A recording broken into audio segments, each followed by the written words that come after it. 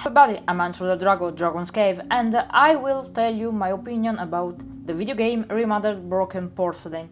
If you are interested in my opinions and theories about the previous game, at the end there will be the schedules of videos you could open. Let's start. Broken Porcelain is the sequel of Remothered Tormented Father. The story presents two main points of view, Celeste and Rosemary's ones.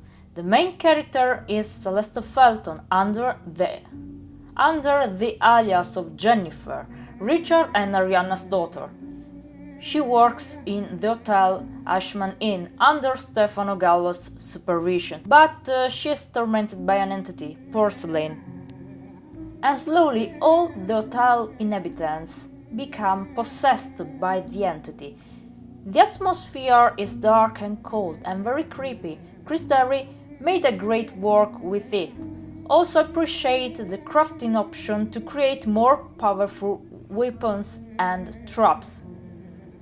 In my opinion, the Stalkers are more dangerous than the previous game, particularly Stefano because he has a gun and it's harder to escape from a gun than a sword or a knife.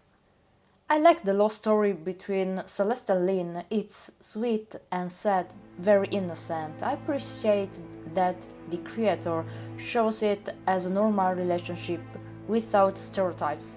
About the characters, I have to admit that the complicated plot could make hard people to understand them. I appreciate Stefano's backstory. I think is the villain more developed in the game.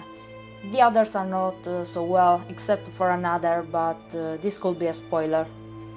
Initially, I felt a bit bad for Stefano, but when I discovered his rapid tendencies, I started to hate him.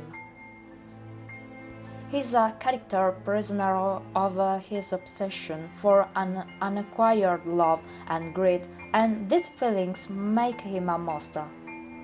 At the present, he's a disfigured man, full of hate and suicidal thoughts, a very pathetic person. I liked also the quotes to some films as Dario Argento's phenomena, particularly the power to control insects and a villain eaten alive by them. Also the Hannibal book for the character of Stefano and his relationship with women and his sister, which is similar to Mason's situation. But there is a difference between him and Mason. The second one was a psychopath without any positive aspect. The first one was capable of love, but in that case was more an obsession than a positive feeling, and this led him to do horrible acts. Let's talk about the more negative aspect of the game, the bugs and the complicated plot. The bugs are a problem that many players discussed and criticized. Fortunately, I found few of them, but I think if the game was released later, the developers could adjust them. The plot is the second problem because the great part of the horror players are not lovers of intricate stories. I liked them because I enjoyed stories like Memento, Eraserhead or the Umineko saga, but I have to admit that the plot is not for all. Also, the character of Andrea, in my opinion, has to be more developed.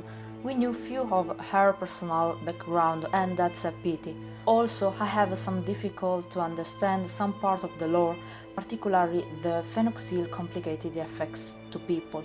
I don't say other because it will be a spoiler. In conclusion, the game improves some elements of the previous game, but the problems prevent it to surpass the first. I enjoy it and suggest the game, but only for patient people who love complicated stories.